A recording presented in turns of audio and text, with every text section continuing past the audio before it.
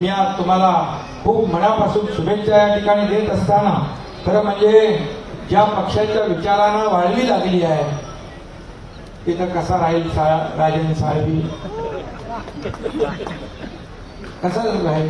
कुठेतरी बोर्ड लावला होता काय बोर्ड कुठल्या तरी लावला होता ना. हा ज्यांच्या विचारांना लागली वाळवी म्हणून इकडे आले राजन साहेबी.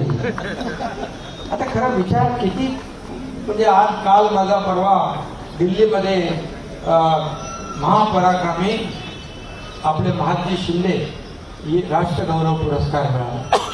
मला शरद पवार साहेबांच्या हस्ते पुरस्कार मिळाला. त्याचबरोबर तिथं महादजी शिंदे यांचे थेट वंशज केंद्रीय मंत्री ज्योतिरादित्य शिंदे होते. त्यांच्या उपस्थितीत पुरस्कार मिळाला. खरं म्हणजे एका मराठी माणसाने पुरस्कार दिल्याचा अभिमान पाहिजे.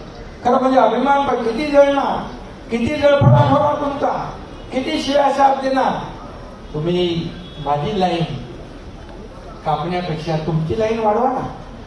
तुमची लाईन वाढवा काम करा लोकांमध्ये जा आणि लोकांमध्ये जा. परंतु घरी बसलेल्या लोकांना लोक स्वीकारत नाही हे विधानसभेच्या निवडणुकीने दाखवून दिले.